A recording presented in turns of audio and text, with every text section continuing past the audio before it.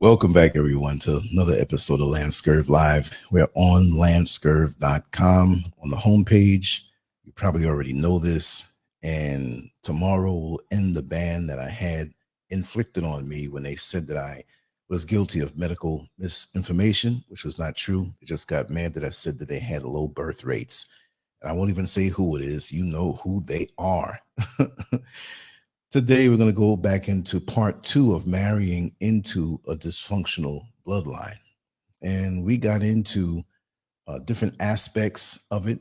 If you didn't hear the show yesterday, then I highly recommend you go back because I was kind of hyped in it. I'm in a good hype mood, but I'm ready to settle down and to get into the details of it. We spoke on sibling rivalries, parent-child conflicts, domestic violence and abuse, mental illness, single parenthood, alcohol and drug abuse, extramarital affairs, gambling addictions, unemployment influences, and financial concerns, as well as other traumatic family occurrences. So there's so much into, and I'm going to probably repeat a few things that I said yesterday, but there's just so many things that make up a dysfunctional family. And it's not like there's a one size fits all situation with them. You know, there's so many different factors of the ones that were aforementioned that it could be different combinations, you see. And one could be with a household is dominated with this molestation going on, you know, or just perpetually broke, not knowing how to talk to each other, not knowing how to communicate, holding in pain and trauma. You know, the children try to make up, or you have some of the children who try to make up for what's not going on. You have that little hero child and that golden child who tries to please and make everything okay.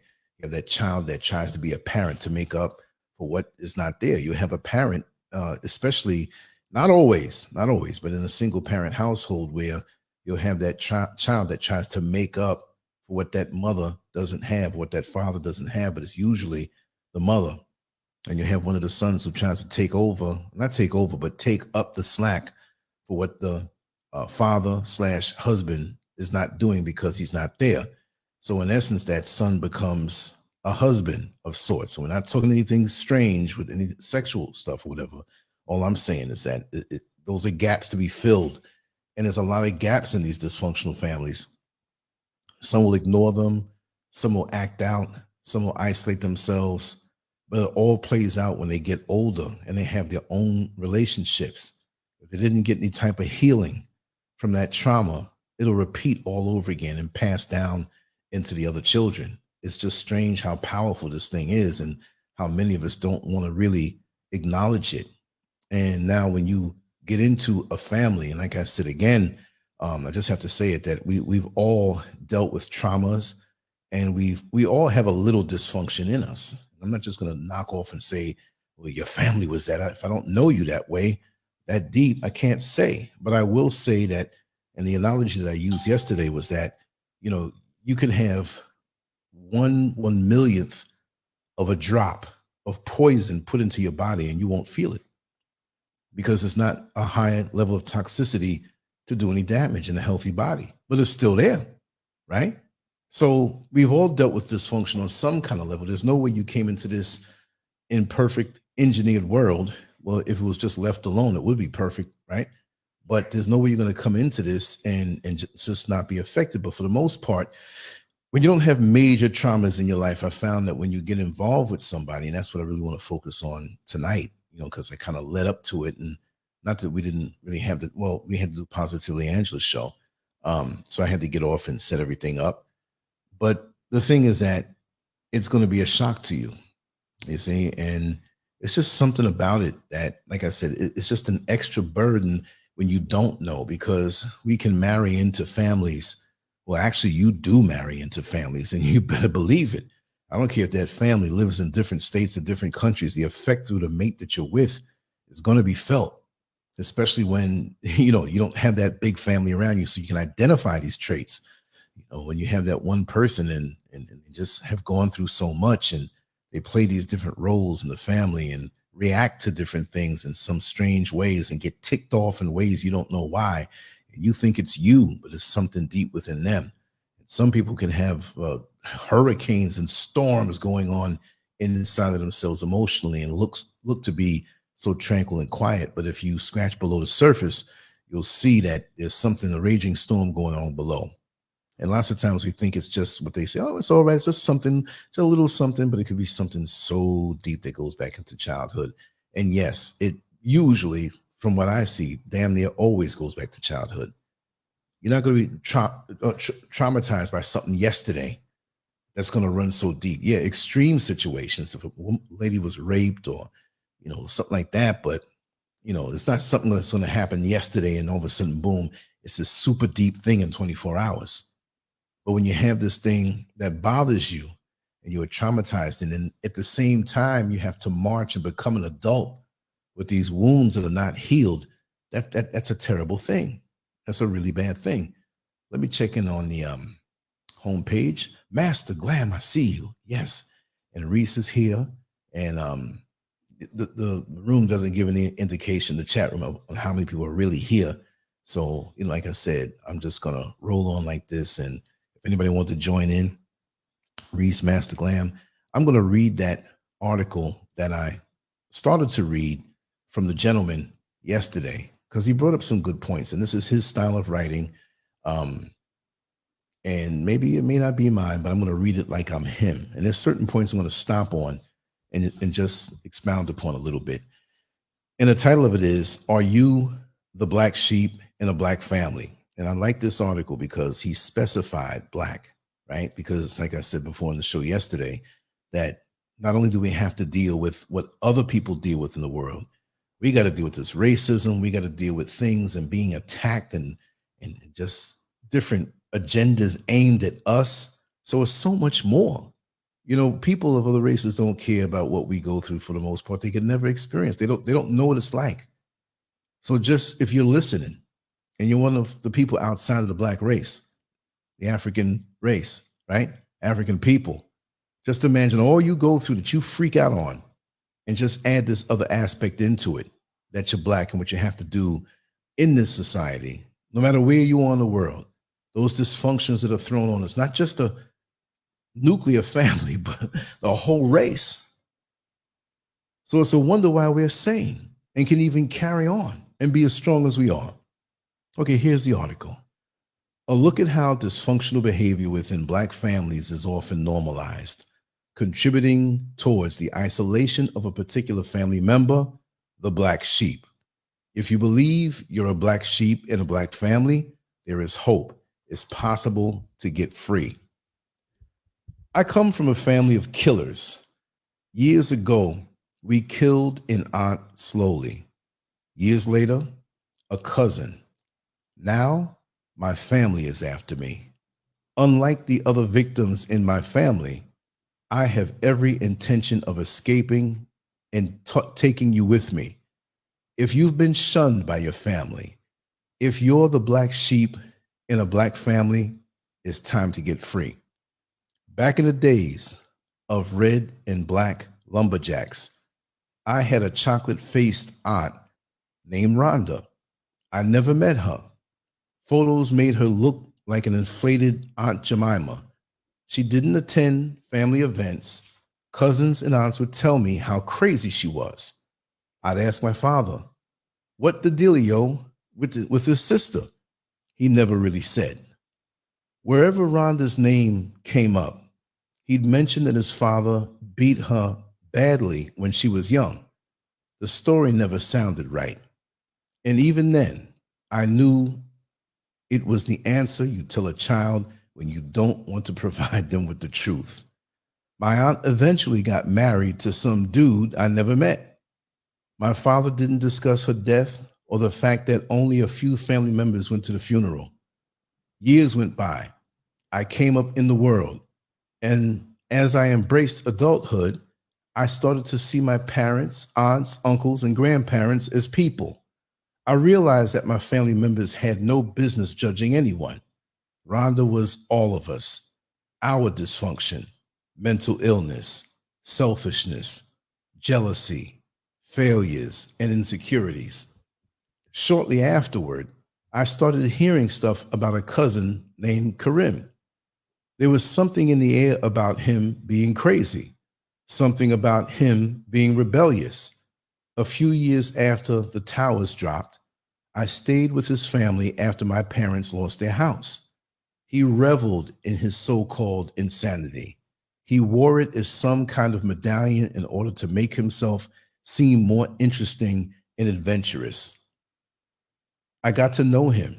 I realized that he was a brilliant guy who suffered from his low self-esteem and was misunderstood. Someone who was suffering because of the abuse he'd taken and was afraid of what the family would think about the way he wanted to live. There was that evening, sitting in a car with him, watching him break down, while he told me that he was never good enough for the family, that he'd never be accepted, no matter what he did. Reflecting on him now, the abuse he endured, and understanding the dysfunction in his family, I understood why he felt the way he did. Without knowing it, he had become the family scapegoat, and years later, even though he moved to the other side of the planet, he never got a chance to break free. Becoming the scapegoat. Fast forward till the now. If you profess to be a writer, you know that you have to study the work of other scribes. You read their bars and sweat their lines while forging your own style. For the longest time, David Sedaris was my favorite nonfiction writer. His work came to me several years ago while I was figuring out shit in Cambodia. Sedaris specializes in creative nonfiction, and he doesn't mind making fun of his sexuality and family in the process. Despite the circumstances, life was always a big grin. There is a questionable article where he used the same wit and trivialized the suicide of his sister. While searching for more of his work, I stumbled upon a video where someone asked if his sister was the family scapegoat. I wasn't familiar with the term, but when I asked Google about scapegoats, the internet's connected me with the video, Why Your Family Hates You, 8 Steps to Coping with Scapegoating, Mobbing, Narcissism, and Projection by life coach Richard Grannon. In the video, Grannon describes scapegoating as a behavior where families project their failures onto one family member in order to cope and deviate from addressing their own shortcomings. This sounded eerily similar to people considered as black sheep. The isolated family member may have deviated from the dominant thinking or traditional way of doing things in the family.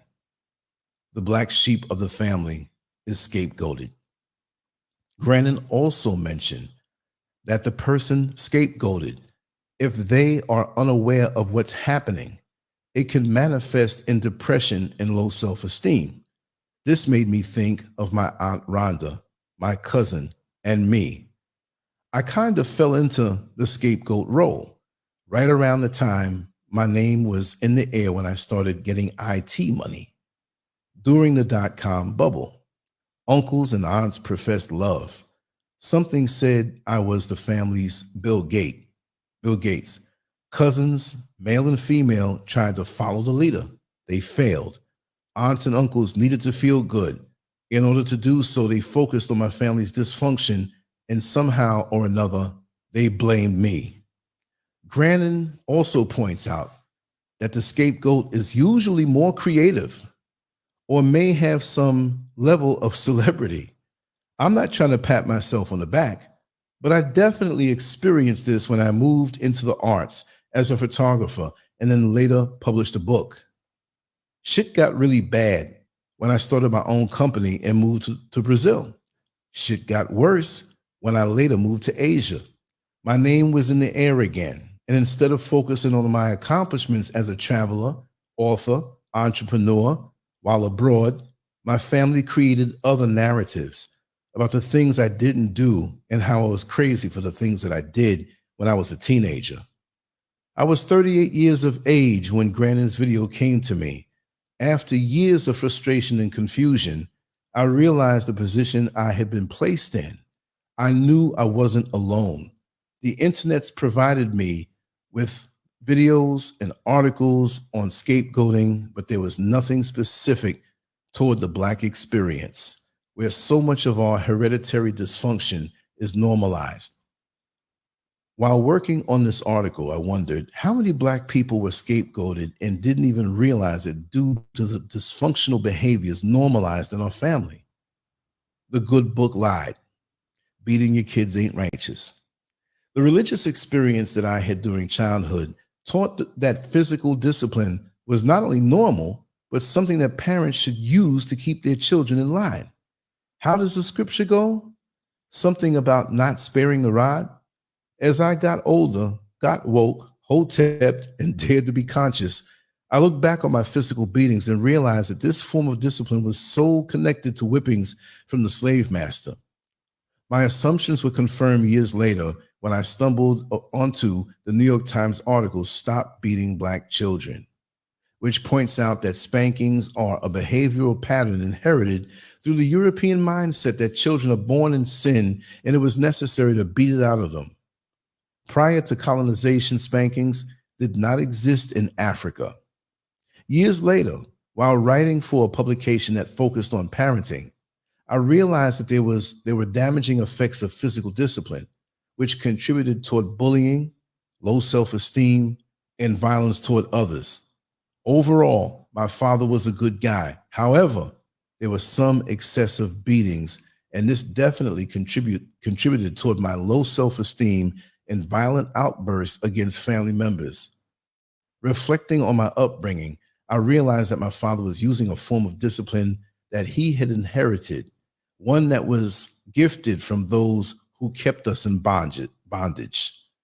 The reason why Black people call what we've seen in our culture as abusive is the reaction or response and manifestations of what it does on a child's psyche and physical manifestations on what it does to a child when someone has been beaten to cuts, welts, and bruises.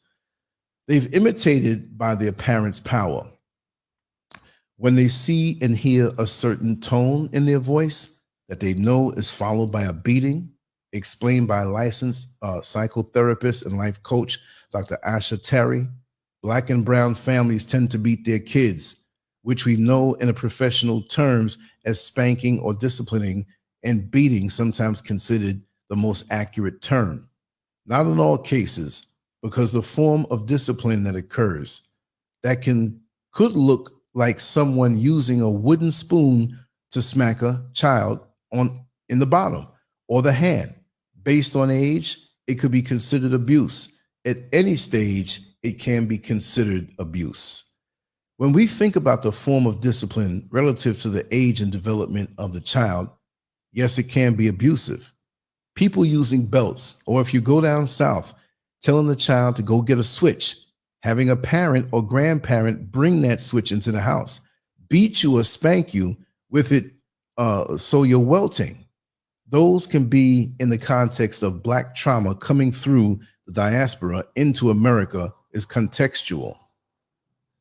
That is the way in which Black families have interpreted disciplining someone into correct this action based off of the past intergenerational experiences of slavery and post-slavery, where the slave master used harsh, brutal tactics to keep their enslaved people in line, and Black families in America have indoctrinated those same forms of systems of abuse into correcting behaviors into their children.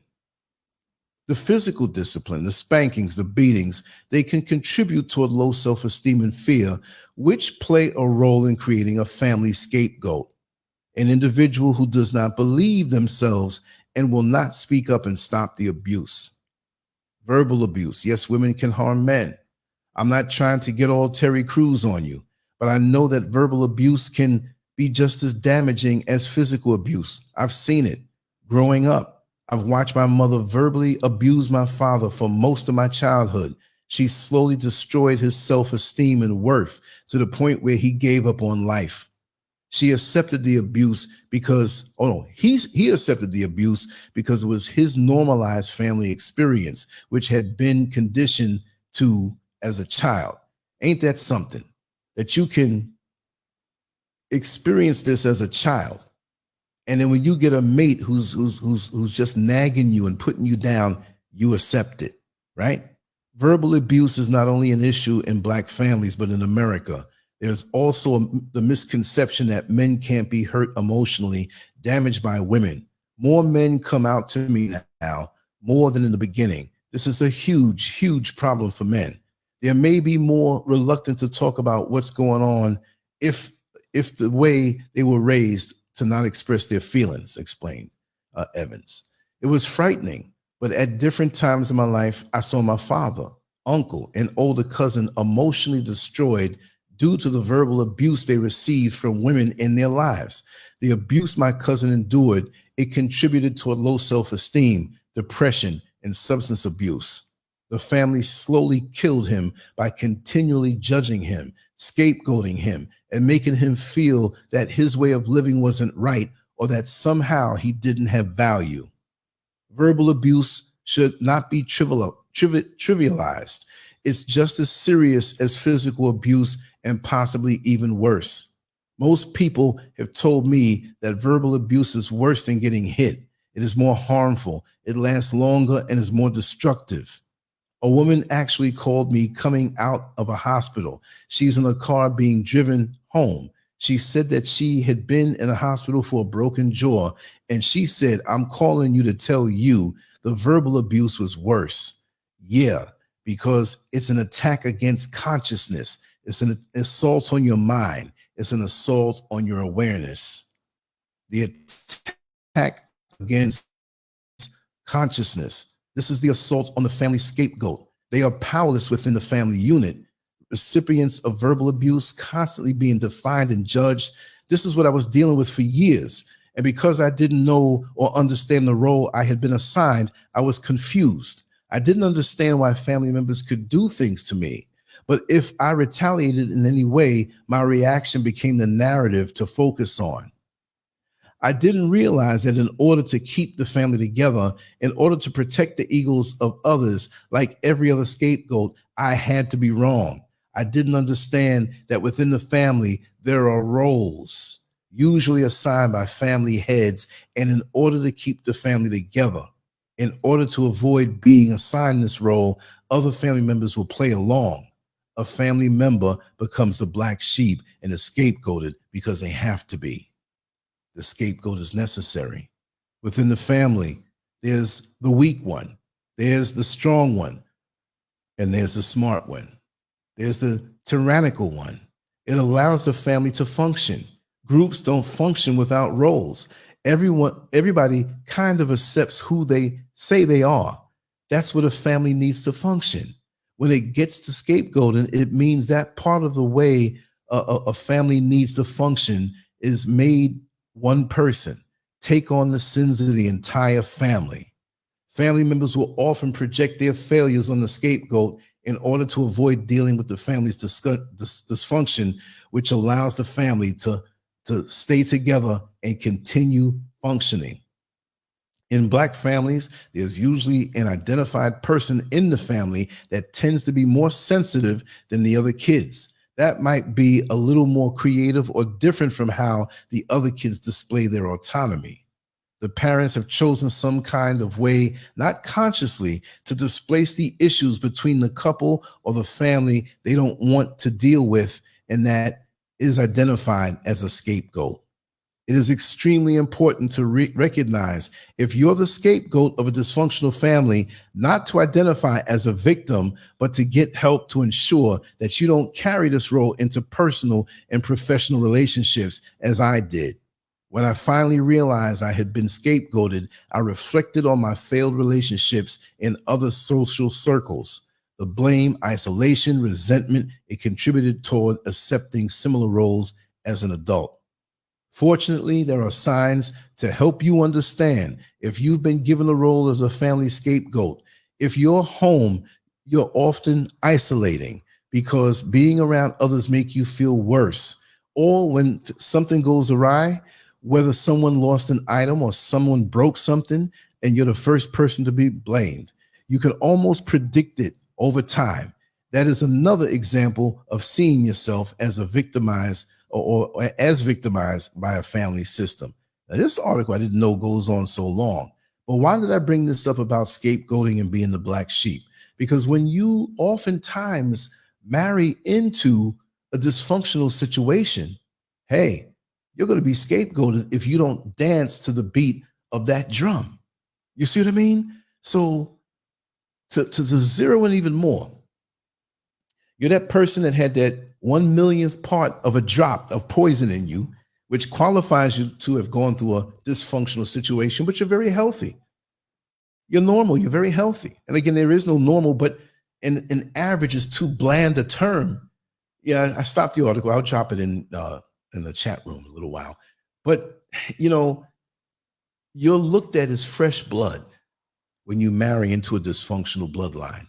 And again, this can be man or woman. I'm speaking as a man who, me not being LANCESCURV, but from the perspective of a man marrying a woman, because I've been through different dysfunctional relationships. And I can tell you from personal experience, this is how intense it could be. You see, when you are successful, when you are creative, and what I'm saying is not written in stone is just being that one example. There are countless examples. I'm going to speak in a general way from what I've experienced, what I've seen others experience, and what's been real to me. But when you get into a family via marriage, remember, you might marry that one person. And like I said yesterday, you're marrying the whole family. You see, let's just make it up now to prove the point. You meet your future stepfather, father-in-law. I'm sorry, I'm thinking of a different show. Your father-in-law, your mother-in-law, your brother-in-laws, or just one or two or few sister-in-laws, whatever. And then they have children. And then the person you're marrying might have children. So you have this dance has already been going on for so many decades, lifetimes. And maybe you don't realize that you're moving into a system that was moving along that didn't include you, that everybody has their roles. Everybody knows their place. There may already be a scapegoat in that family, but guess what? You might be a better one because of your success, your confidence, your accomplishments. Doesn't mean you have to be a millionaire. You might have a civil service job, but budgeted your money well enough to purchase a nice home. You have a nice vehicle. You don't have $1 million, but you have a little bit of savings, but you try to accommodate yourself through life. And while they look at you for those attributes and say, this is nice, wow, they're really sometimes hating you because they can't find a way to pulling you down. And your fresh energy, and again, remember, ladies, this goes for a woman marrying a man and into his family, whether he lives alone or not. Because even if he lives alone and you're dating him and seeing him, he's got to deal with his family. And more, the closer you get to marriage is more of a way for them to scrutinize you, because now you're going to be in this one big pot. Even if you live in different parts of the city, the state, or the world, you're part of the crew, but you are the newest element added to the soup. You're the newest ingredient added to the soup, right? So really and truly, they cover up everything. Like I said, you don't know what's below that rock in the yard that you lift up as a child and see all of these strange insects running around. Well, look at these dysfunctional families that way. So what you have to do is try to figure out what level of dysfunction they have. You have to look at certain things. Not that you're going in there to scrutinize them, but you're committing your life. You're taking vows. You're going to be mixed up with this woman or man financially. And I don't mean to say it that way, but when they take a blow, you take a blow. You could be riding high nicely and get married to somebody and they destroy you financially. They destroy you emotionally, because it may be a shame-based household that mate grew up in. And she doesn't know, or he doesn't know how to talk to you to help build you up. Not that you need it, but it's there. You already have your level or higher levels of self-esteem. But what if you do have challenged levels of self-esteem? This person's going to bring you down into depression, and they're going to bring you down into the pits, and you'll find yourself doing all kind of things that maybe you indulge in a little bit, but you're doing it now for escape if you just can't physically get away. You might be roused to anger more in the street over minor things and find yourself almost getting into fights. You might find yourself involved in substances.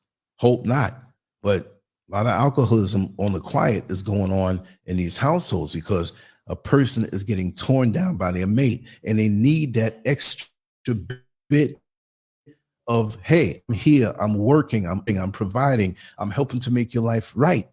But why are you tearing me down? Well, it's because of what they know growing up. So you might hit the bottle a little bit, hit the bar. You might get into sniffing a little cocaine or doing some crack or methamphetamines, whatever. And people will say when they find out, you might have been doing this stuff for years. And people say, man, this person was successful.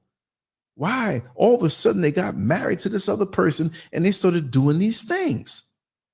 And you can go out with your mate, your new spouse, and people say, how's everything going? Hey, everything is going just fine. And they put on the face too. Everything's fine. But they just finished cursing you out, tearing you down. Not even just if it's extreme, but little things. You make a plan to go on a higher financial level. You make a plan to make a purchase of something that will land you in a better place as far as your finances, such as land per se, or maybe a home where you can rent it out or whatever, but something good, something positive. But your mate wallows in negativity and things that they can't do, and you're focused on things that you will do and want to do with your work ethic. And you say, if I save up this amount of money within the next year and a half, we can purchase that land and build a structure on it. And they'll turn around and say, I don't think we're going to have enough money. You got money for that? Well, even if you don't, you have to visualize and manifest. How else are you going to do it? Some people will talk the talk to win you over. And when they get you in their clutches, it's their job to keep you in a downtrodden state, mentally, physically, and spiritually. This is why I say marrying into a dysfunctional bloodline is like cleaning up the mess after somebody else's party. You're not even part of the party, and you come along and have to clean up all the mess in the party. And when they see that you're resistant to the rhythms that are generational in that bloodline, they're now going to try to inflict the same tactics that they do on the family members. If they see that you're happy, and they can smile and have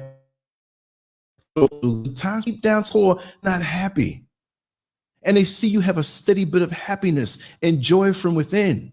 It's not just your mate, but it's that mother-in-law. It could be that father-in-law. It could be that sister-in-law. It could be that brother-in-law. They will all come at you at different degrees in different ways to get you in line, because you married into the whole family once you married that spouse of yours. And you got to let this mess roll off of you like water off a duck's behind. You cannot accept this, because see, what happens is that mate, there's something about the person. You married them, right? Not because of just the physical, but something about them. Like I said, you have a cloudy day where it rains off and on, but there's that 5 minutes when the sun pokes through the clouds and you realize this is the reason why I married this person. But you don't have that person too long, you see, before they go back into the other person. See, that's their representative and possibly part of who they are deep down, but it's buried beneath this shame. And it's being controlled by the rest of the family, usually by that mother or the father. Lots of times it's that mother. That mother can be an avid churchgoer. So you don't even look at her like she's the one, but she could be the mafia-style mastermind behind continuing these dysfunctions. I mean, same with the father. But there's a lot of covert things going on. And then you got to understand that family members, when you marry into a dysfunctional bloodline, they can team up on you. Two of them can team up, unbeknownst to the rest of the family, even more so to come at you in subtle ways that increase over time the more you're around them. They will find ways to have disputes with you to try to isolate you. But then when they realize they can't isolate you, they'll just go on an all-out attack with lies, because they realize that your defense emotionally is excellent. And this is what these type of families can't stand. And it works through the spouse. Let's not even bring the children into it. If she has children, and I say she because I'm a man, and if you're a woman, it's going to say, because like I said, I'm not going to flip it and do two shows just to say he or she different ways. This works for both couples. And I'd say that for the people who come into the comment section. Oh, it can also be the man that the woman marries. And watch, it's going to be somebody that comes in there and says that. And I'm going to direct them right to this point so they can understand that I'm ready for them. But yeah, you realize why you married them. They could be so sweet. They could be so accommodating. They could be so soothing and gentle, right?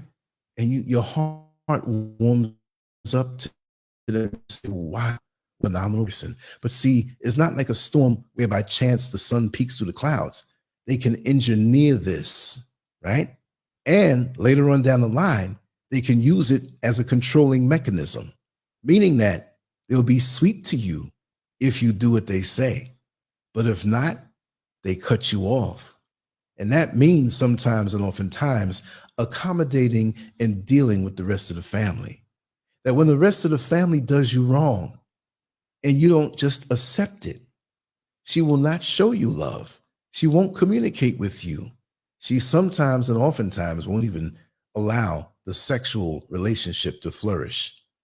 And sometimes I've known, and in situations personally, this can go on for years, because now they're like vampires.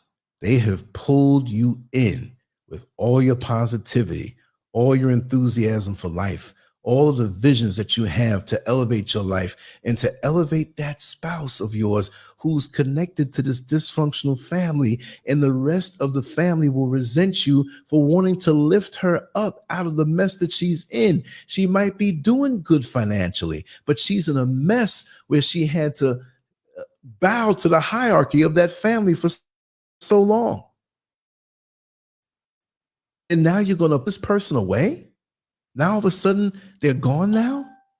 And you have the power to do this? No, they got to suck you in. It's almost like the person you try to save from drowning in the swimming pool, and they end up pulling you in, you drown, and they step over you and they save themselves. Now, I'm not saying that people in this situation with these dysfunctional families that you can marry into, they need to be saved. No, like I said, and if we look at the illustration, doesn't mean it's those people because these people are models, right? But that look she's giving him, right? She will resent you sometimes for trying to do better. And it's all she knows as far as a reaction with that family. On paper, people will say, you know, your husband's a great guy and he's trying to do his best and he's doing so well. You must really be happy about that. And she will say, yes, I'm so happy. I'm blessed and highly favored that I have a man like that. And deep down, she resents you because she doesn't know any other way. She has to, because the family does, the mother does. I used the example yesterday. It's like the mother who resents that son or daughter, and usually it's the same sex when it's that big resentment. And not always now. We're talking extreme dysfunctional bloodlines. She barely got out of elementary school. She had to work the fields and farm somewhere down south or somewhere out in the Caribbean, right? And now she comes to the North or even into the US.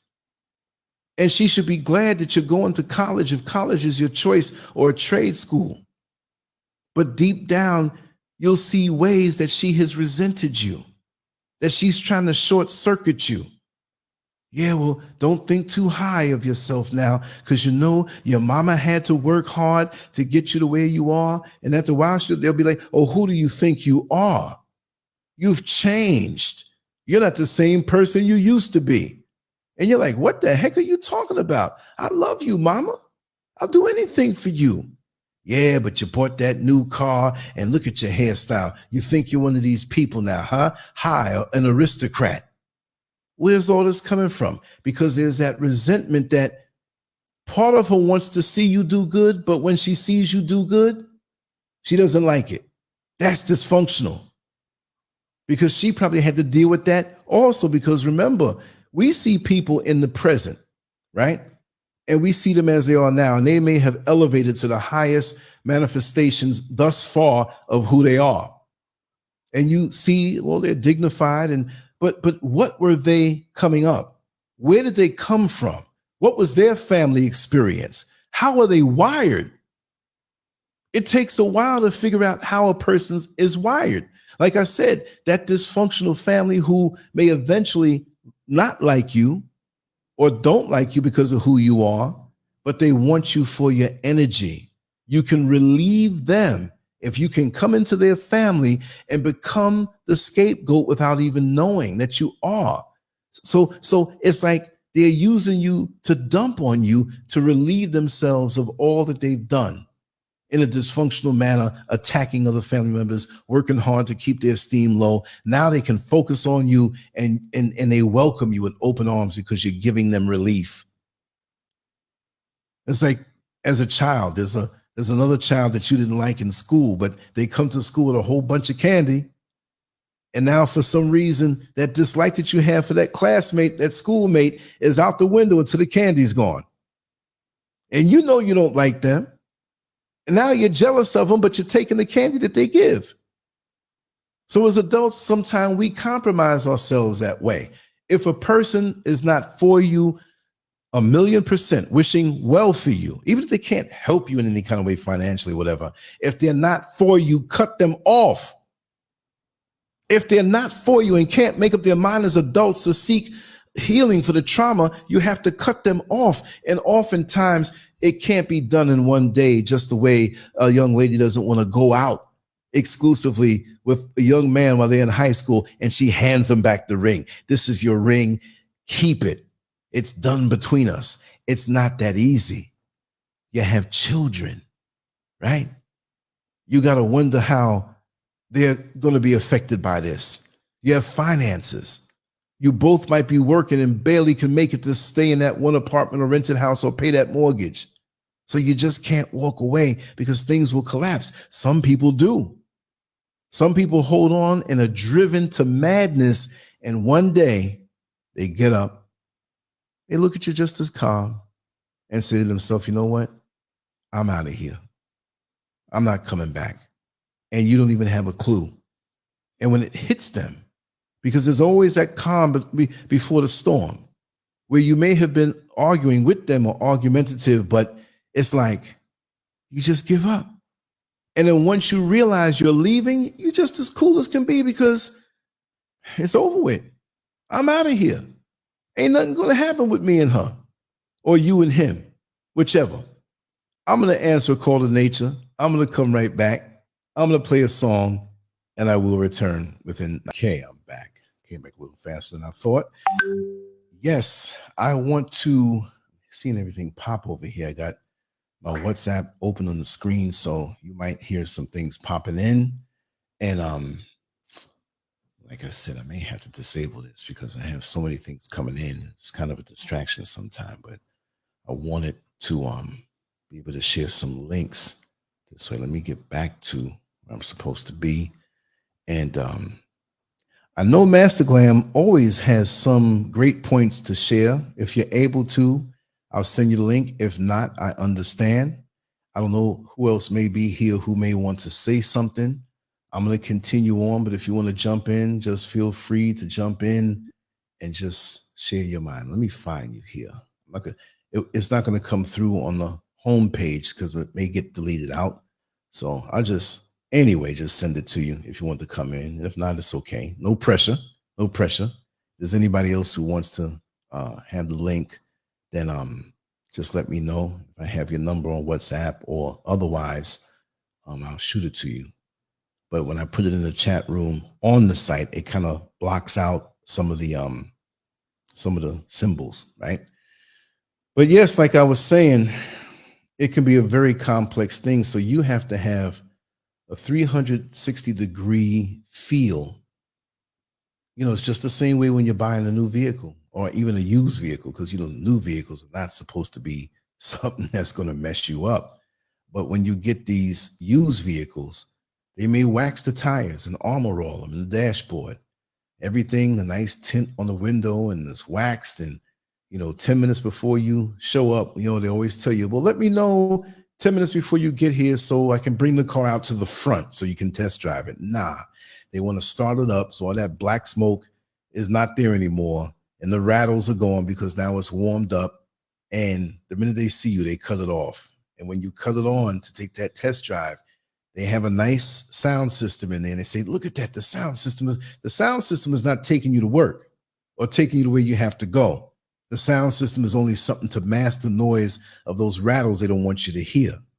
You see? So you'll see these situations, but you have to look closer when you marry into someone. Yes, I know it. Master Glam in the house. Come on and talk to me. Hi, Lance.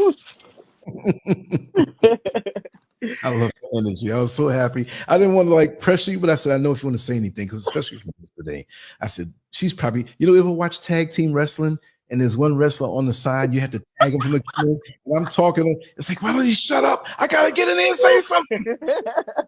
I know exactly what you mean.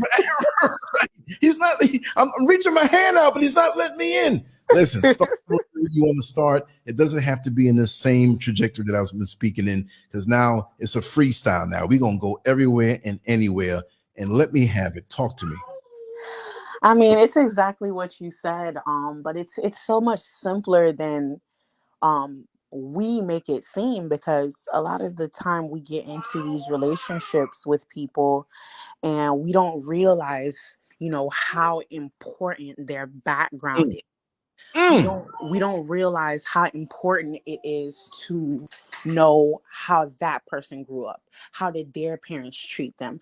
You were speaking yesterday about how a person, I think you said how they reprimand their child, Yes. and how is it that you want to reprimand your child? Do you want to spank your child? Do you not want to spank your child? These are there's so many things that we, it might come across our mind, but a lot of us, we don't really think about those things, before we get into that intimate action of creating the child. Sometimes, a lot of times, the child comes before we even start thinking about those things. And then comes the dysfunctional household, and then we do have those parents that do try to work it out, with the other spouse, and, create that happy home for the child. But it, it, it, a lot of times it just doesn't work out. One person, like you said, might fall into depression. One person, might, it weighs on your energy when you can't live the way that you really, really want to live. When it's like you're being suffocated. That's really how it is. It's like you're being suffocated. And then these children grow up in these environments, and it's not okay. Just because our children see us together, or, we want to give them that, I want to say illusion, but I don't want to say illusion. But we want to give them that sense of family. We want to Right. give them that representation, the possibility of what there could be. At least, they saw that I tried to work it out with their father or their mother. When in actuality, a lot of times these relationships were better off to be, just ended a long time ago. Mm-hmm. And a lot of people don't realize that the children suffer because they're trying to keep up this facade, or the parents, they suffer because they're trying to keep up with the facade of being a family. And it doesn't help.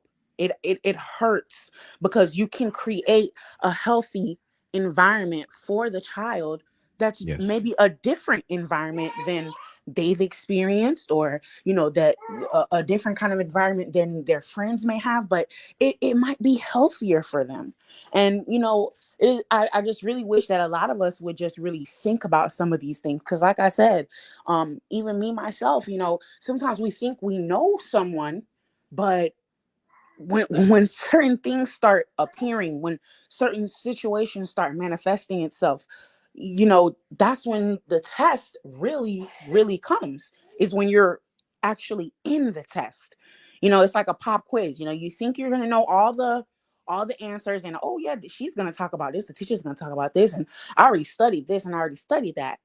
But then when you take the actual test, it's like, I wasn't expecting her to talk about this. I wasn't expecting this to come up. I really thought that I was prepared for this test, but there were certain things that you just were not prepared for. And, even if you're already in that situation, you can turn all that stuff around. And at the end of the day, every single day, but behind many situations, that's where spirituality comes into it, where we have to really go within and look at ourselves, and what's the things that we need to fix about ourselves, and why we chose to be with this person. What was it that we were looking for, or that we were lacking, because of childhood trauma, or because of environmental traumas? What was it that I was lacking that made me, make this decision?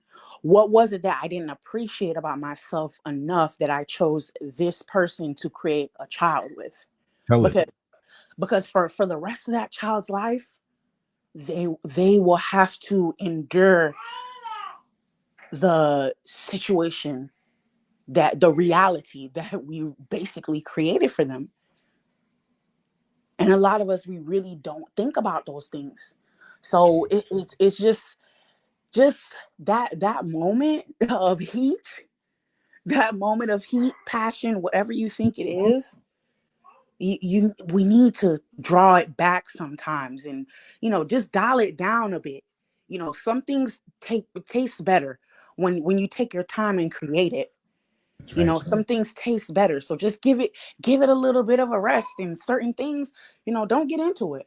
And there's a lot of people who aren't, young parents, or in dysfunctional relationships, and I'm very happy for them. And I continue to hope that they could be a beacon of light for the people in Yes. our community, because it Yes. can happen.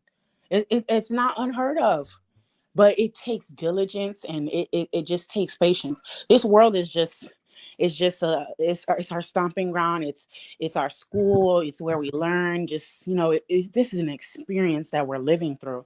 So we're not going to make, the best decisions all the time, but if we continue to work at it and continue to learn, I think that, we will go far. But it's very important for us to really learn who it is that we're, marrying, and how important it is, the spiritual things that this person has been through, because we don't think about it. We don't think about the things that they've been through, and how that's going to affect us. It could Right. be, it could be the smallest thing. It might not be, okay, let's raise our child this way. It just might be the cleanliness of this person. This Right. person this person might, you might see them, and they might be tidy, when you come over, and then you get a little bit more intimate with this person, and you start to see how they live, and you're like, like, you're a slob. Like, this is not what I Right. like, you know? And Right. all of those Right. things matter, because then when you have a child with that person, your child is going to pick up hygiene habits from who? From their parents. Mhm. So it's little things like that. And it might seem like a little thing, but no, it's a big thing. Because when you want to guide your child in a certain way, and your partner is on another page with the smallest thing, like, okay, he doesn't have to brush his teeth when he goes to bed at night. No, he has to brush his teeth every single night That's before he goes to bed. right. That's It's right. it's little things like that. And then that child then grows up, and they're like, you know, what do I do? Do I brush my teeth? Do I not brush my teeth? So they're gonna do whatever's convenient for them at the time. So yeah, 5-year-old, should I brush my teeth? Should I not brush my teeth? You know, I'm pretty sure they're probably gonna not brush their teeth. They're just gonna want to go to bed. So Right. it's the little things like that that have such a great impact on these people that we are creating, these families that we are creating. You know, it's not too late. I truly believe it's not too late. You know, if you are in a dysfunctional family, you know, there are certain things that we can, you know, change, especially if you're the one that is creating your family with your Yes. children and your spouse. Certain things we can't change. We can't change, you know, who our parents are. We can't change, you know, who our That's cousin right. is or who our auntie is or whatever.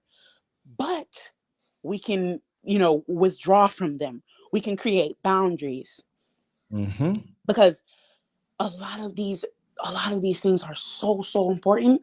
And like I said, it's my dad always says this, like, he has this saying, like, ever since I was young, or like, not only about him loving us, but just in random situations, he'll just be like, if you don't know how much I love you now, you'll never know how much I love you when I'm gone or whatever.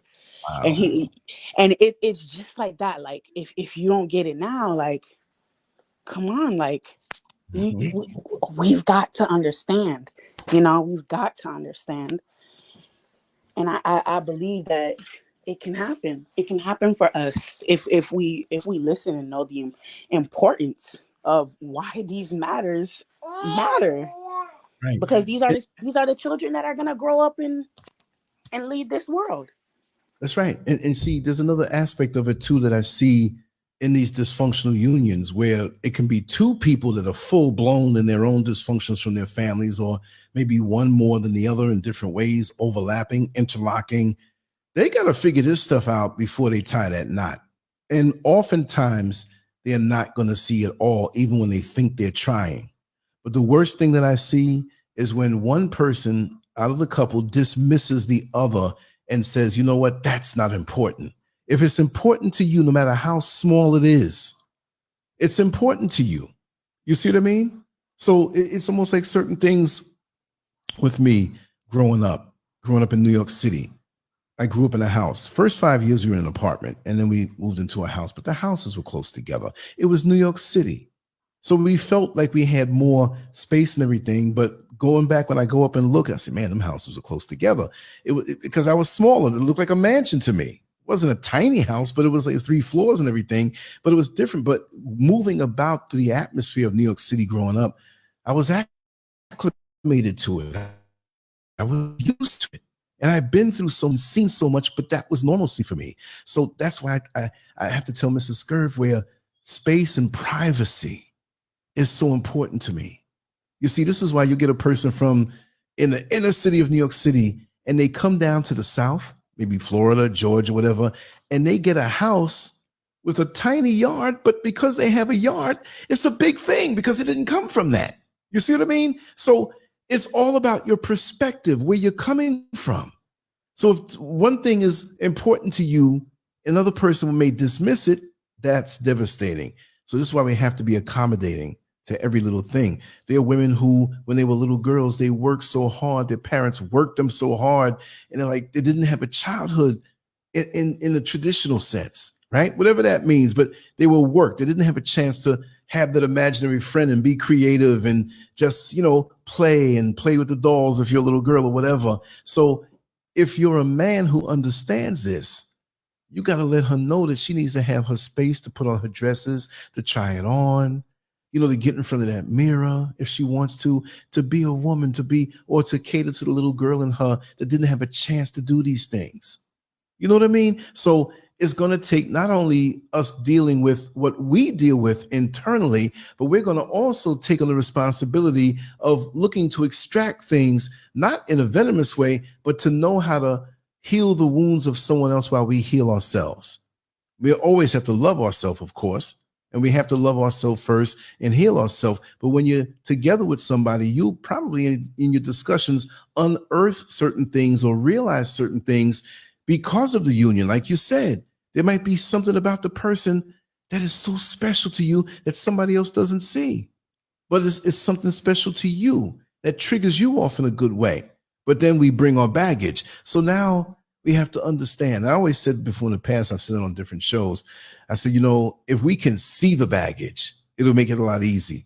So imagine if we had hefty bags, them thick, heavy garbage bags that we carry garbage in, but we have 2 of them behind us. The next person has 40 of them.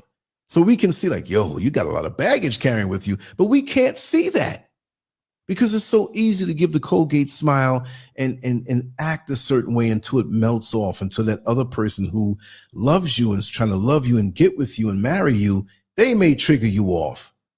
And now they're taken aback like, what the heck did I do?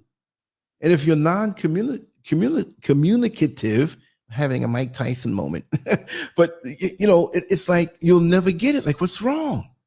The thing that happened last Tuesday where you snapped at me, what was that all about? Oh, it's nothing. Oh, it is something, because it'll happen again if I step on your toes the wrong way. Yeah, what you think about that? I don't want to dominate. No, but do you know how many people will kind of like subdue themselves or their feelings so that they could fit into the idea of what they think that this person wants, almost like Yeah. they're walking on eggshells, so that their partner accepts them or fully accepts them, and whatever it is. It's like you're trying to be this ideal person when at the end of the day you are not for this person. And Right. it is so important for us to learn to let go sometimes.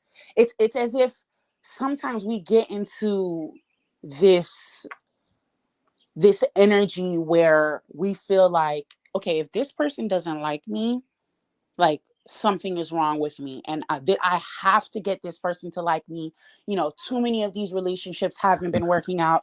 This is the person for me. I choose this person.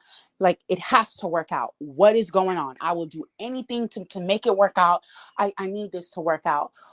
When at the end of the day, there's billions of people on this planet, and there's probably thousands of people who will fit into the so-called stereotype, or the categorical description of whoever it is that your ideal mate, basically. That's Right. what I'm like. Your ideal mate, there's like more of them out there. And if we could give ourselves a little bit of favor, a little bit of grace, rather, if we could give ourselves some grace and just believe in ourselves, believe in the universe, believe in God, believe in that higher power, believe that there's something out there for you. Because until you believe it, it will never happen for you. If you wake up every single day and you're saying, this is not going to happen for me, this is not going to happen to me, I can't believe I'm meeting all these people, guess what? You literally never will, because that's what you continue to say out of your mouth. And That's right. therefore so it's not literally because you said this so it's going to happen. It's like a uh what is it? It's like an effect, a buildup of things. Right. Like, for example, you say, I'm I'm not gonna do this. I can't find a spouse. I'm not going to be married. You think this. So therefore, every single morning you get up in the morning, like I'm speaking for myself as if I'm a woman and I'm experiencing this. So every morning I get up, I don't care about my hygiene because ain't nobody checking for me, right? Ain't nobody checking for me. So I Mm-hmm. might not look my best. I might wear some sweatpants and whatever, which you can do whatever you want, but why wouldn't you want to adorn yourself and grace yourself with the best fabrics that you can, the most comfortable, Exactly. clean fabrics? Why wouldn't you want to do that to yourself? Because you don't love yourself enough. That's So right. now you think that, oh, I don't have to do this, so you don't do this. So literally there's nobody looking for you. There's literally nobody looking for you because you haven't kept up with yourself. And then because you're maybe upset, or you might probably watch something, and now you've created this world for yourself where you don't need a man. So now when you see other people who are happy, you're upset. You might not see it, you might not physically see it, at that time when you're Right. upset, but you're upset. It's like something that's hidden. You know, it's subconscious. You're upset Yes. when you see that. So you That. have a negative energy about you. So that's number two. So like I said, it's a manifestation of things that happens. It's literally something that you create. So it's not that you weren't going to get married. It's not that you weren't going to find somebody. It's not that you couldn't find somebody. It's that you didn't attract the person that you were looking for because you chose to be negative. You chose to decline every single advance that God or the universe was sending to you, that you could have this. Versus if you Yes. were to wake up in the morning, take care of yourself, look your best, you know, because when you look your best, you feel your best. So you're happy, you're clean, you did your spiritual hygiene, you took care of your body, you know, so you have a good aura about you. And when you go Yes. out, you smile and you attract somebody. Like, you know, there's not a lot of people these days that smile. You know, I was No. at the grocery store the other day and there was this lady who was like in my way. And so, in a polite way to tell her, you know, excuse me, or could I go through? I said, excuse me, ma'am, you're looking nice today. You know, Right. whatever. Could I get by you or whatever? And you know what she did? She What? just, mm-hmm. Oh my God. That's what she did. She mumbled to me, like, I don't even know what she said, but it didn't bother me because I'm used to that energy. I've seen this energy before, something of a Yes. past life, you know. And it, So mhm. I don't need to attract that. So if I put my goodness out there and I didn't receive goodness back, then hey, I'm gonna keep going because I didn't lose a thing. There are some people out there that they're just not happy. They're not Mm. happy with their lives, and these are the kind of energies that they attract. So sometimes it doesn't matter how good you look, you know, how you Right. this facade that you create on the outside. Like I was saying the other day, what is your soul giving? Like, what is it on the inside? Because when you work on yourself, the whole point of I want to bring this back in, let's round it up. The whole point Hmm. of me talking about all these little individual things, or you know, why this happened, and your spiritual hygiene, and this girl at the supermarket, because it all boils down to what you attract. And That's if you right. want something, you can have it. It is yours. But you have to believe it's yours. You have to act like it's yours. You have to take it. Because even a That's child, if I tell my son something like that, like earlier today, I picked him up and I bought some Tic Tacs and I said, hey, I bought these Tic Tacs for you. And then I saw he had some candy and I took the Tic Tacs back and I was like, here, you're going to get a little bit because you already had candy. He's right. looking at me like, no, those are my Tic Tacs. You said they were mine, so they're my Tic Tacs.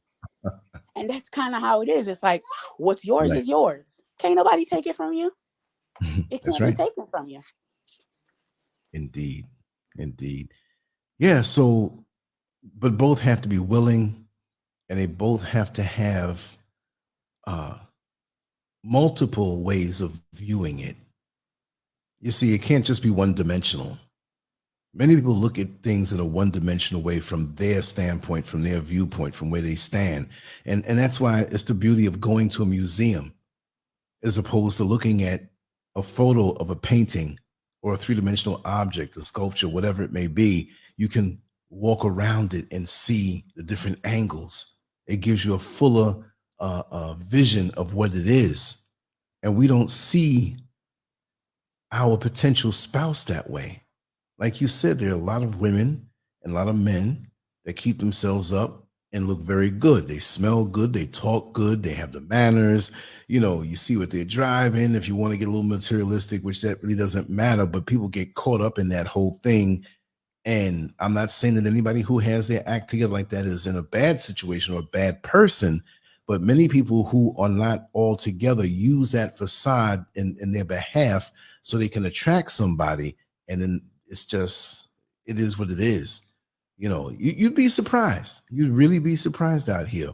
And me living in Ghana, I see a lot of that people, and this is in America too now, but you would think that it wouldn't be as much here, but there's so many, and I will blame America, the Americanized way of doing things, that it's just not all humble people here who want to accept you as a brother or sister. You have many here who are so materialistic, so Americanized and trying hard to be that they become so cutthroat.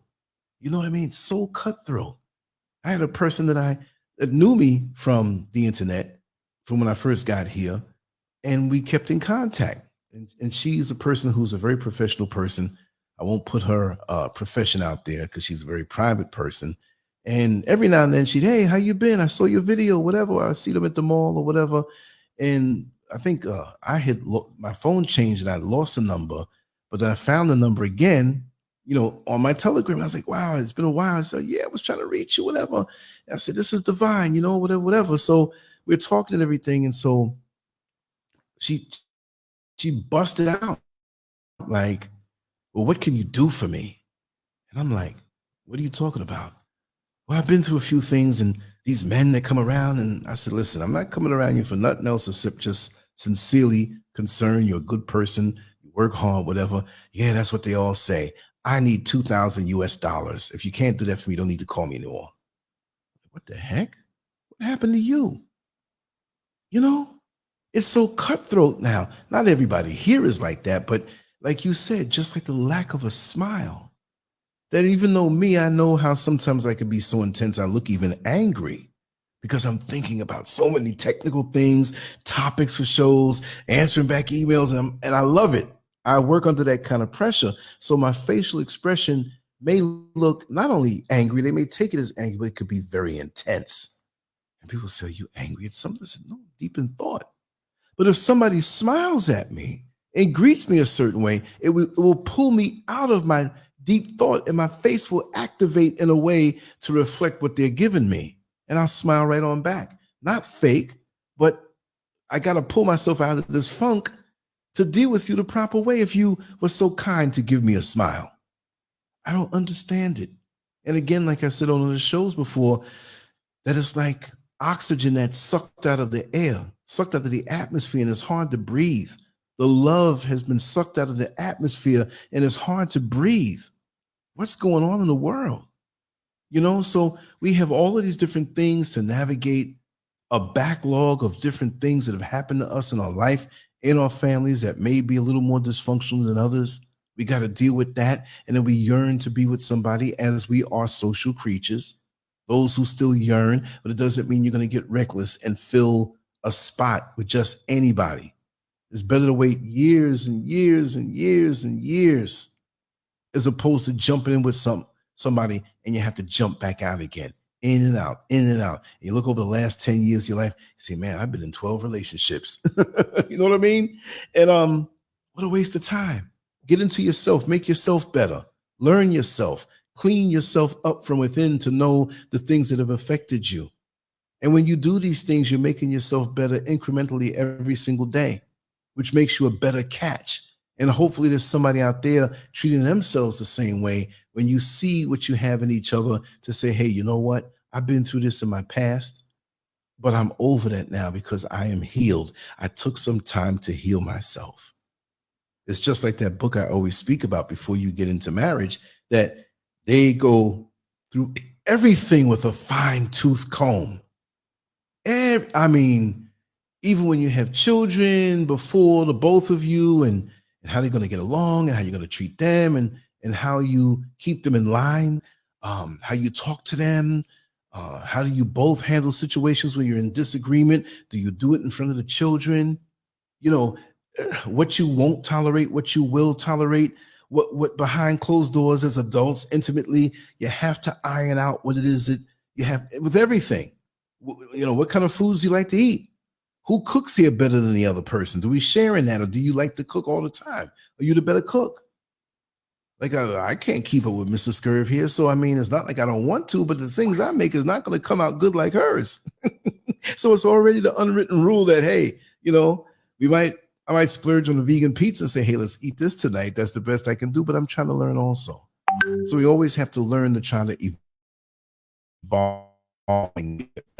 That's the line. And get better. So it's a lot of work to be done, which we can do ahead of time. You see, a lot of us don't realize that we can do this stuff ahead of time. Save the worries. And when you are at a higher level, when you are elevated and a better version of yourself, it shines out to the world, and worthy people, even if you're not marrying them, but quality people will come to you in your life, and you'll be surprised just by working on yourself and making yourself better a degree every single day. And that's wow. What you said, it covered everything. I don't know what to say now. Anything else you want to say, Lance, sister? Yes. you know, I really truly believe that sometimes some people aren't to be married. And Exactly. it's kind of something that I thought about, with myself.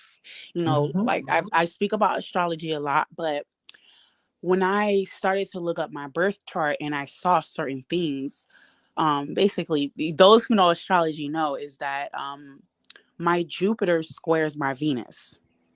I'm pretty sure my Jupiter squares my Venus, and also my North Node, I think squares. What does my North Node square? I think it squares my Moon or something like that. So Mhm. basically, what this means is that when I look at myself and the work that I want for myself, what I want to accomplish, Right. in life, it kind of conflicts with my relationships, the love that I would want to manifest. And once I saw that in my birth chart, I said to myself, I kind of actually do feel this way because I'm a strong woman, and a lot of times I will get into certain types of relationships, or just any Mhm. woman will get into a relationship, and it kind of feels like the person is trying to change you. Like, they it's like certain things that they want to do, or even some men who, it's like they like you, but it's like, but wait, like you can't do this, like you can't do Yeah. this, like my woman doesn't do this, or this has to be my way. From the smallest things to the way that you want to make love, like Right. there's certain ways that the person is like, no, no, no, I don't do this. And I myself, I'm like, well, I can't compromise. And just like other strong Right. women who I know, Right. they're not going to want to compromise. And when you are someone who wants, you aspire to be married, you aspire to have a life partner, a life partner, you have to learn how to be a partner. You have to learn how to sacrifice certain things. You have to learn how to be quiet about certain things that happen, or you might have to learn how to speak up when certain things happen. You have Yes. to learn the flow of your partner. And if you two cannot come together and gel, you can't function well. Like there's no, motion in the locomotive, in the train, whatever. It's That's not right. working. The biggest thing that we have to do is to realize that it's not working and to move on, because there's something Exactly. better. But we keep ourselves in this mental captivity that it has to work out. It has to work out with this person. I've Yeah. seen it on TV. I've seen Mhm. all the Disney movies. I want to be Cinderella. I want this fairy tale. This is how a lot of us are. We want this fairy tale. What the outside world presented to us as, this is how the relationship is and this is how this goes. But that That's might right. not be what works for your relationship. Right. There's some people, they might do things differently. Just like Mrs. Scurv is not insecure, and she knows her husband. So certain things she does, I don't even want to say allow, but it Right. doesn't But matter to her, because she knows who she is, she knows who her husband is. There are certain women that can't be like that. There are I know. certain women or men who are insecure, and that then produces a dark cloud over your relationship, where Yes. you're making your partner feel a certain type of way, where even if they weren't cheating on you, they weren't doing these things to you, now they do it because this is Mhm. something that you manifested, because this relationship is spiritually not aligned. Just like the Christians say that you have to be equally yoked, don't Mhm. get into a relationship with someone who you think that, we got to work on this. No, it needs to be smooth. It's either something that you can accept and you like it, or That's something right. that doesn't bother you, like, oh, he likes to read the paper a lot, like, little things like that, like, oh, he likes video games. I'm okay with him playing video games sometimes, as long as this Yes. person is paying me attention and spends time with me. I don't care if he plays his video games. These are the little things that we have to do, and we have to compromise. But a lot of us, we're so, it's like this European mentality that we've Oh, grown yeah. accustomed to, that we think that everything has to be this way. It has to be specifically this way. It has to be the way that I've seen it on the television. It's not right. You got to bring me flowers every single weekend. Like, Mm, he might not want to do that. That might not be the man for you. There might be another man that can bring you flowers every Friday, but this that's man right. might not see the importance of it, because to him it's just a flower. But another man might recognize that, well, this is just a gesture that I'm doing to my wife, for my woman to feel good. That this is something that she enjoys. So you have to find who you mesh with. Don't try to fix it to be what it's not. And if you're a Right. person who cannot compromise, if you can't, some people are happier. There are people who are happy with themselves, with their own company. There are people who Hmm. go out and go to the movies and go to dinner and they're alone and they're happy. And there's nothing wrong with that. You There's have nothing to wrong with learn that. how to be alone. If you Yeah. can't learn how to be alone and just be by yourself, I mean, it's not really going to turn out too good for you when you're in a relationship, because you're going to be solely relying on this person, putting too much pressure on this person, to be this shield or whatever it is that you need. You can't go out looking for someone to complete you. You Right. have to be complete yourself, and then find a partner who complements you. There you go. There you go. That's what it is right there.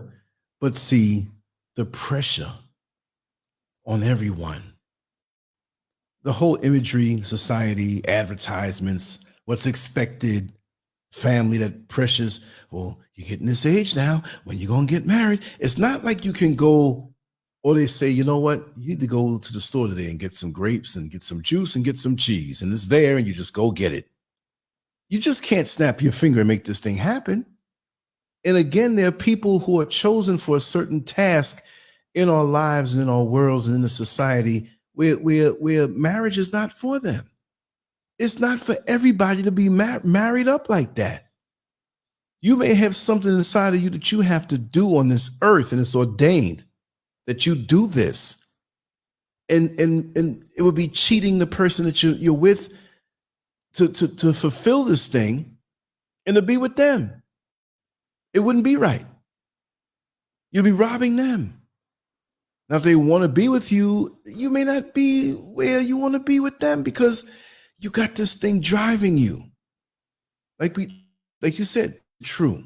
It's not for everybody to be married. It's just not.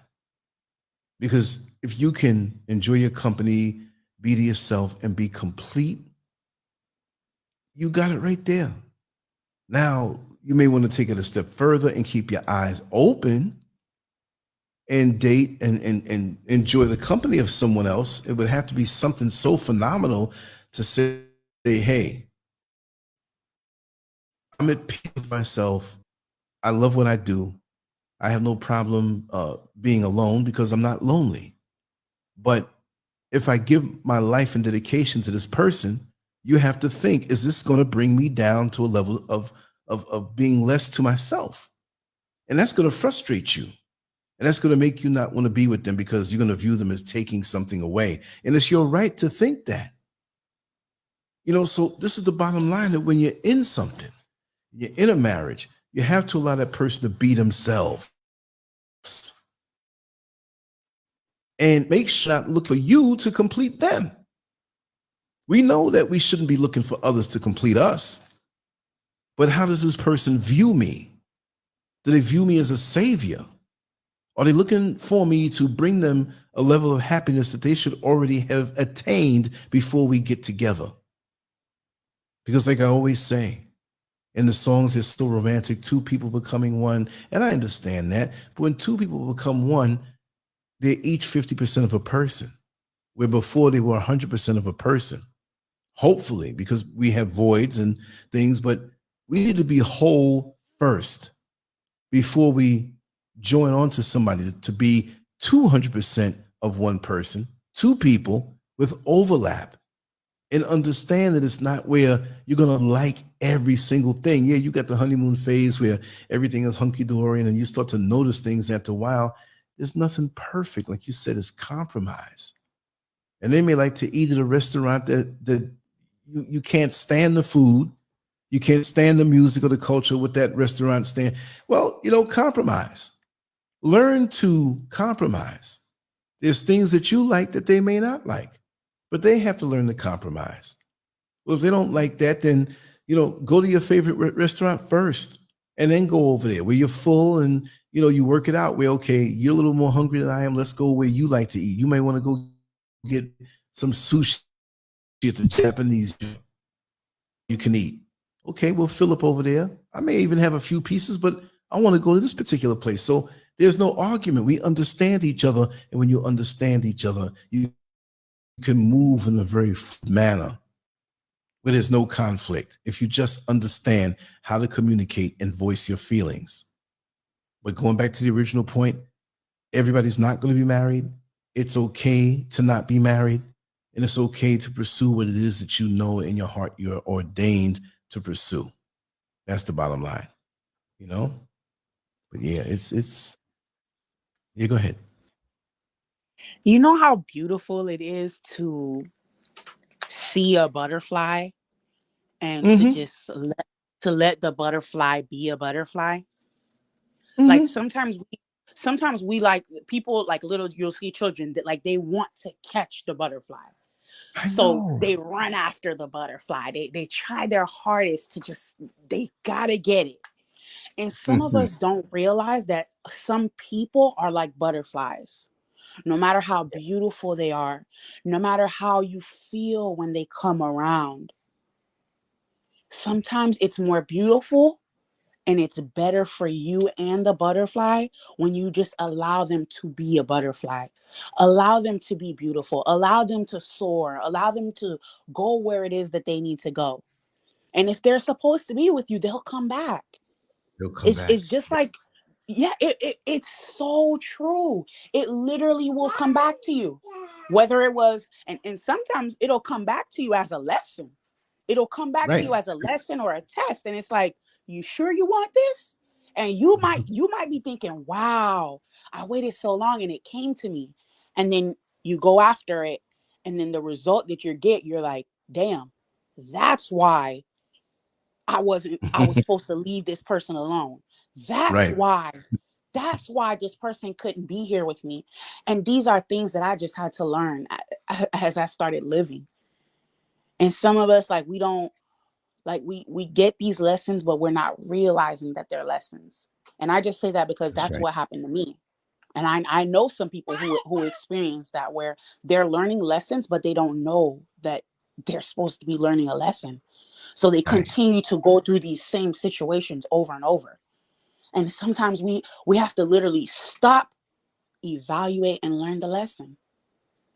So at the end of the day, like I said, some people, they're not meant to be, married to someone. And it's not because there's something wrong with you or this, because like I said, I went through Right. that point in my life where I felt like, I really think that I prefer to be alone. Like right now, I'm okay. I am so fulfilled being alone. I don't have to worry about certain Mm-hmm. things.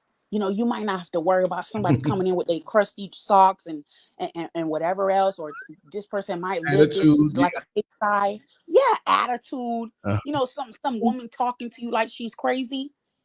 Because a Oh, lot of us, we didn't like a lot of the stuff that Kevin Samuels was talking about, but a lot of the stuff was true. yeah. The way that we women verbally abuse men, sometimes it's very harsh. It's almost as if we were beating them physically.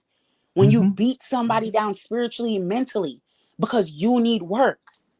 And a lot of the times it's like these things just, it's like it just, it doesn't even skip us. It's like I can't even explain it. It's like it flew right past us. We can't understand. And this is from our upbringing, because of the things that we've seen, the things that we had to accept.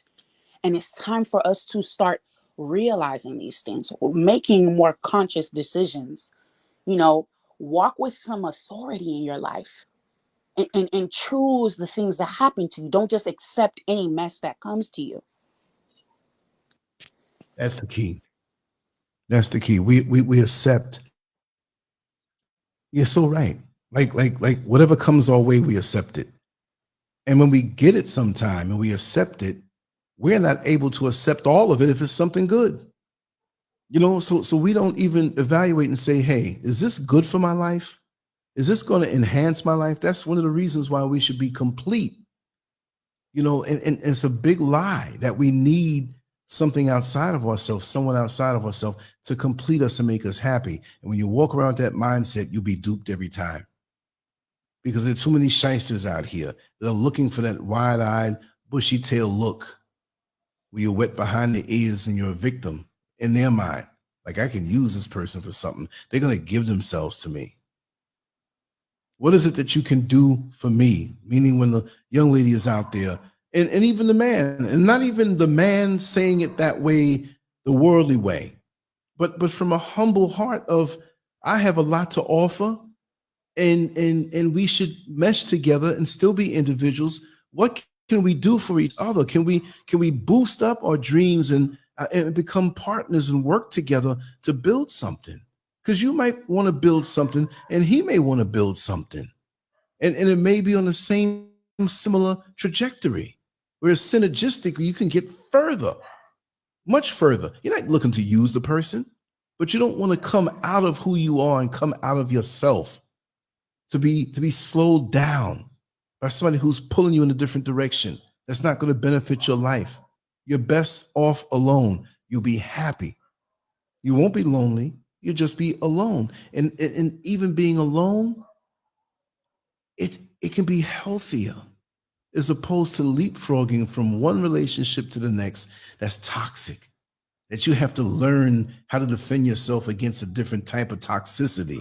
That's terrible because now you're moving through life in a defensive manner.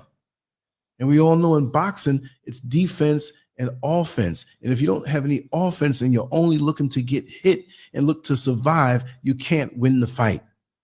If the fight is won on offense, but you got to preserve yourself. And some people are only looking to just, well, I'll get through this. And why should it have to be something that you get through? You didn't get put on this earth just to have somebody inflict negativity on you and you got to endure this. And some people feel that it's so holy to be suffering. Well, the Lord's going to give me something later on after I die. So, just let it go. No. You were given this life here and now to learn lessons, to experience, and to carve out the life that you want to live. I like to draw pictures.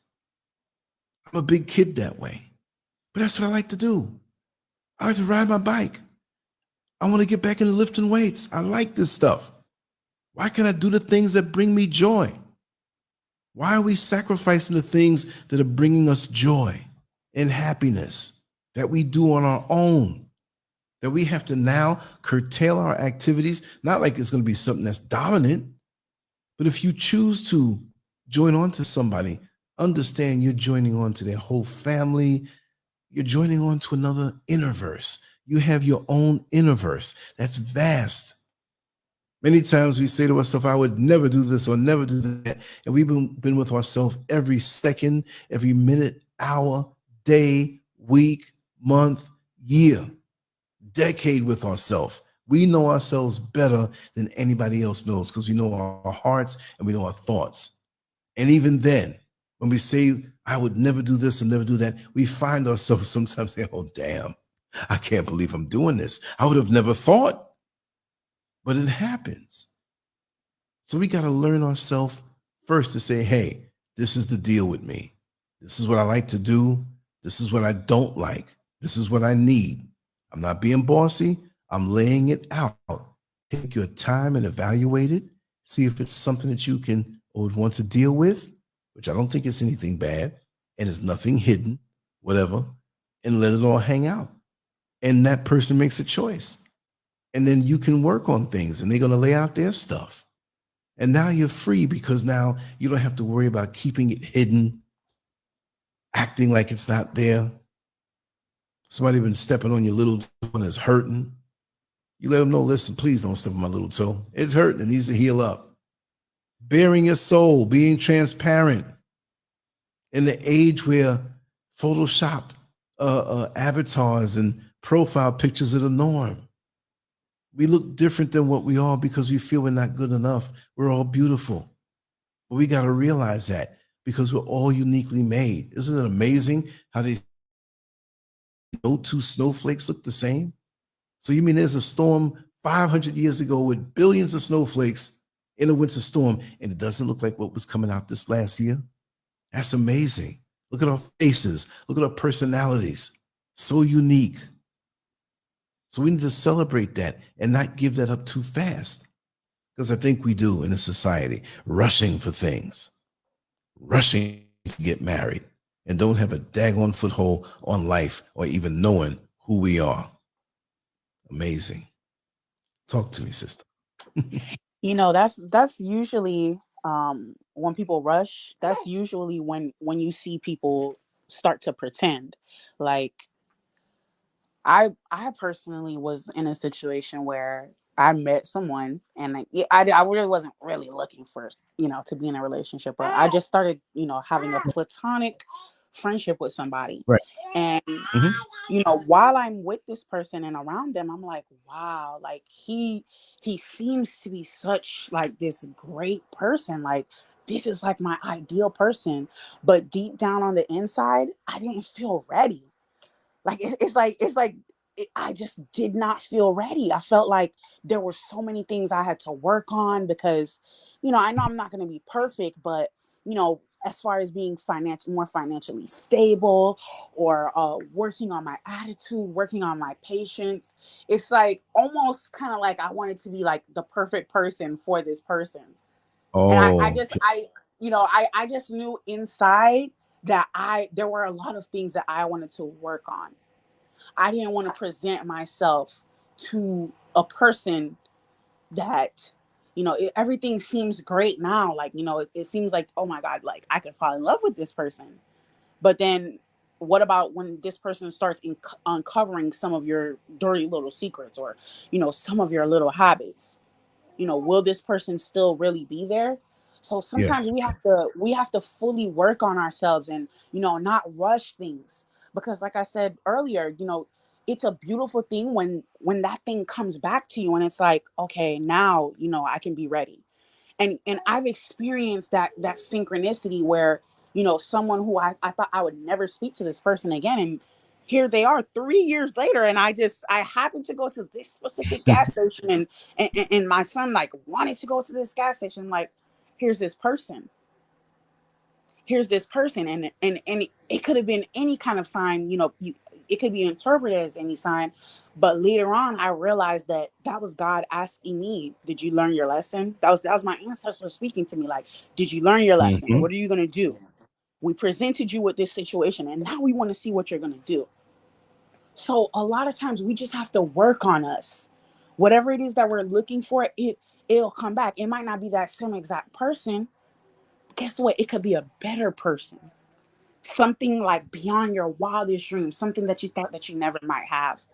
So it's no need to rush. Everything that we want wants us. Wow. Everything that you want wants you. Everything that you want. Like, how could you want something and it not want you back? Right. Like, if you really think So about that analogy, like, how could you really care and love and want something with the true vibration of love, which is like the highest vibration you could have? If you truly love someone or something, like, why would the universe not give you that vibration back? And like I said, it might not be in the form that you're expecting it to be, but it just might come to you. And sometimes we just need to be patient. Be right. patient. Don't rush into these relationships. Don't rush into having these kids. Just work on it. Like that, that sauce that you're making, or that soup, that stew. Like, let it marinate. Let it get some flavor. Let it take its time to get really good. It might smell good right now, but it's gonna smell even better later. It gets greater later. And we have to, once we start to accept that, it gets greater later.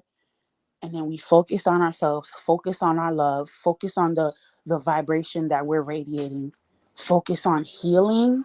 I mean, man, like, we can't be stopped. We can't be stopped. That's right. That's right.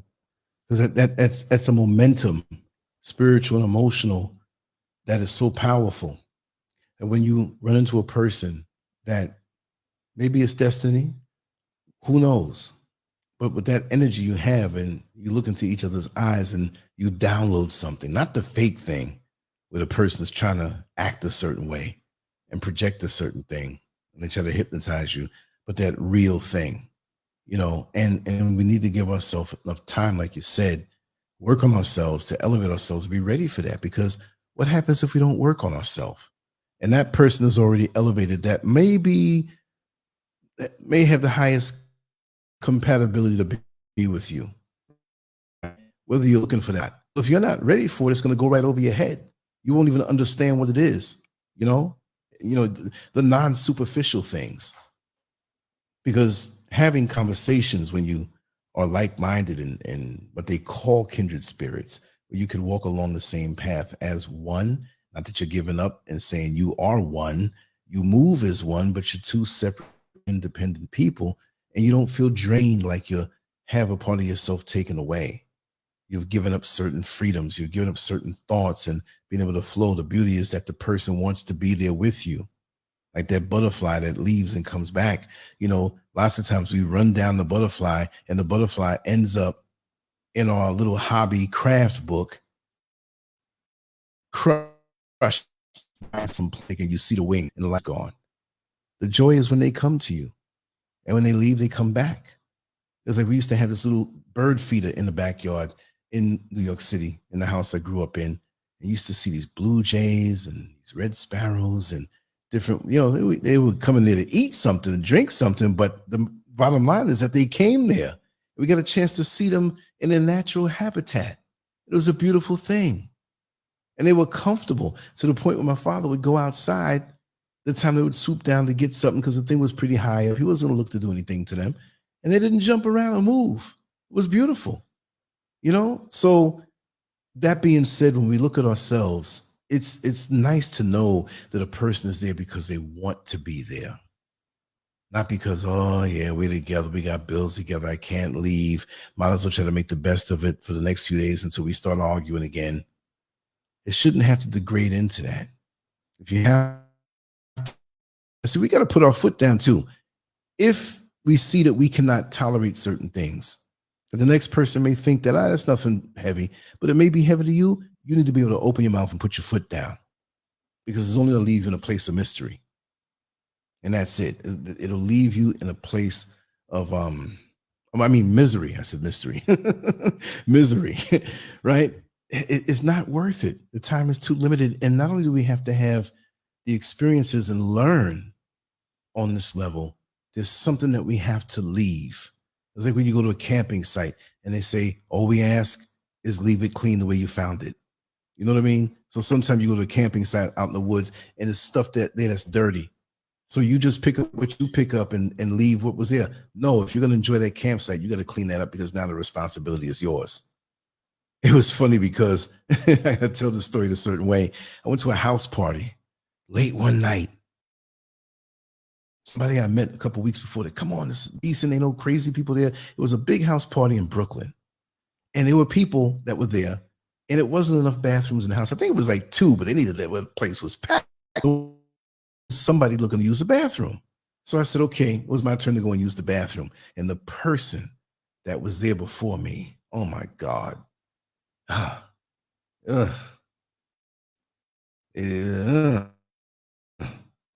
All kind of things in the toilet and streaks and this and that. And they walked out, didn't even care. Didn't even flush. So I didn't have to do what they did, but I did my thing quick enough, and nothing in there moved. Most of it did, but what was painted on the walls of the bowl, the points of impact, it was still there. So now that's my responsibility, because I didn't want anybody to see me coming out and think it was me. So I took the brush and, He could have done that, but it became my responsibility. I didn't want the next person to say or see me in the street, oh, that brother nasty, man. I can't went in the bathroom behind him. You know what I mean? So this is what we have to do. We have to make sure, especially after we end a relationship that was toxic, we got to clean what's there, because we'll bring back the negative feelings into the next thing. And the next person may not even be thinking of it that way. The next person may always keep their toilet clean when they leave. So we can accumulate things that are not necessary, that will further block that ideal person from connecting to us. But it shouldn't be with a sense of urgency. It shouldn't be about the biological clock. It shouldn't be about, well, I'm about to retire soon. I need to have, no, it's nothing you can just pick up and go to the store and get. And unfortunately, I'll say it to be brutally honest, and folks may not like it, some of us will never be married, and it's not by a choice thing. Like, they think that this is something old to them because they got to a certain age. No, it doesn't mean that. You can get to a certain age and still, I don't know what they think, it's a brownie point system. Like, well, I've been through 25 relationships and it didn't work out, and now I'm in my 60s. I know it's coming now, just a matter of time. It's not like a tax return check. It's not like a check that you earn working the prior 2 weeks on the job and you know it better be in the mail or hitting your direct deposit. There's no guarantee. The way to increase the chances would be to work on yourself and make yourself more appealing. And unfortunately, we focus on the body and the face and the makeup and the hair. We need to deal with what's on the inside. Because a lot of us have such, how could I put it? The knee-jerk reactions of toxicity inside of us that can be very ugly when a person sees it come to the surface and rear its ugly head. And you say, oh God, look at this. And they're resentful, a reaction. You know, it's crazy. Like you brought up Kevin Samuels, it's true. A lot of the things is true. He packages it in a way to come at you, YouTube, and to get those clicks and stuff like that. I'm not going to say everything he says is 100%, but a lot more than most of us want to realize. And it doesn't mean he's the end all to the model of that. There's different ways of people speaking that add on parts to us that we need to know. And when I get that immediate reaction, where a person can be so pleasant, and you mention the name Kevin Samuels and they go off on a tirade, they just, and you're like, oh man, this person, they got a lot of stuff deep down on the inside. When you get that quick or that chocolate milk syrup and you put it in the milk and you stir it a little bit, but you didn't stir it all the way. There's some more cocoa down there, some more chocolate. You stir it up enough, the thing you didn't see, you'll begin to see because of circumstances. See, and you'll see the real person. So this is why you have to test, not like you have to pass a test, but test in a way. Yeah, test the spirit, test it. Observe them in different situations that will stir up what's in the bottom of the glass to see what's, because guaranteed you will have life circumstances hit you where you're going to get stirred up, and whatever is under there that hasn't been worked on, trust me, it's going to come to the surface like a backed up toilet. Trust me. Talk to me, sister. Yeah, that's why a lot of us we have these miserable relationships that we end up in. Like we attract misery because we're miserable ourselves, when we really need to be working on ourselves. We need to be healing. We need to be fixing certain things about ourselves to make ourselves happy, so then we can attract goodness and happiness. Because if you're misery, if your energy is misery, you're just a miserable person, that's what you're going to attract. That's what you're naturally going to attract. This is what's going to come to you. But if you work on yourself and you work on your attitude, you work on trying to be a person who is able to share, someone who is more patient, someone who is more kind and understanding. When you do that, when you work on yourself, like you're that soup or you're that stew or you're that pasta, and you give yourself time, and you keep adding a little bit more love here, a little bit of this there, a little bit of that there, you're creating a new person, this new person who you really want to be. You're really creating your higher self, your highest self. That's what you're creating. And if you're creating that, and the universe or God sees that you're doing that, why wouldn't they give you someone else to match you? Right. You're Because worthy. everything has to balance. So don't think that, working on yourself is something that's, in vain. And just like you said, we want things now. When, Yeah. what I see is that I'm not in a relationship now. I'm not Hmm. married now. I have children now. But guess Hmm. what? After my children grow up and they're adults, I might find the most beautiful, Right. passionate, loving, patient person, and we can create an incredible marriage. And who That's right. knows, I might be 40, I might be 50, but Hmm. it doesn't matter. It still came to me. That's And right. sometimes we can't allow God or the universe to work on what it is that we want because we want it now. But we have to understand it doesn't work like that. And if Exactly. you're wherever you are at now, that's what you're going to attract. Wherever you are at now, that's what you're going to attract. And the more you work on yourself, the more you change certain habits, you're going to naturally attract, happier people, better people. It's just, it has to be that's just the way that it is. It's the laws of nature. That's right. So don't think that, because you don't have somebody now, that you can't have somebody later. Don't think that, maybe you might not want to be married now. Maybe, marriage is something that you feel like you probably desire it, but you feel like, you can't find it right now. The dating pool is not good, or whatever the reason is. It might happen for you later. And Right. it just takes us to be patient. This everything. If we just focus on certain virtues, patience, compassion, kindness, like all these experiences that we go throughout our lifetime, it would be so much easier if we No. could just accept it. But a lot of us don't want to accept it. And it's like we think that something is wrong. We think that something's wrong with us, and that we're not attracting this right thing. But We're it not ready. we Right. have to know that you're okay. There's nothing wrong with you. It just takes time. What is for someone else is not going to be for you at that time. We're all different people living a different kind of experience. And just imagine yourself, if you're listening to this and you're thinking about this, just imagine, like, if you were to be with this one person, and then you discover later on that something happened to this person, and they turn out to be someone who you didn't know, or whatever, you know and you just can imagine yourself like, wow, what if I was with that person? What Right. if we were still together? What could have happened to me? How would they have treated me? You never know what happens, when you rush things. So just, if, Right. if you want something good, let it take its time, let it take its course. It's going to come to you. It's going to come to you, I promise. And that's all we have to do. And I know things aren't always going to be perfect, but it takes work. If you really want something and you love it, it takes work.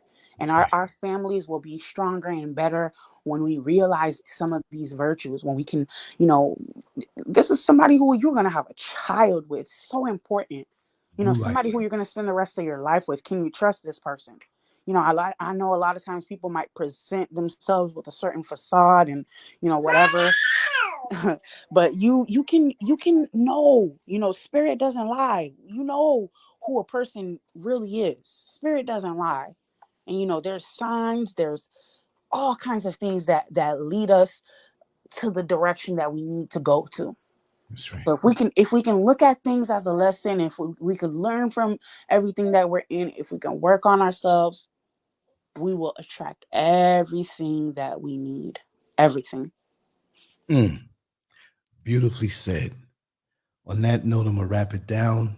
It's so perfect what you said, and I see you fell off, probably like technical glitch, but I'm definitely gonna wrap it down. That was beautifully said.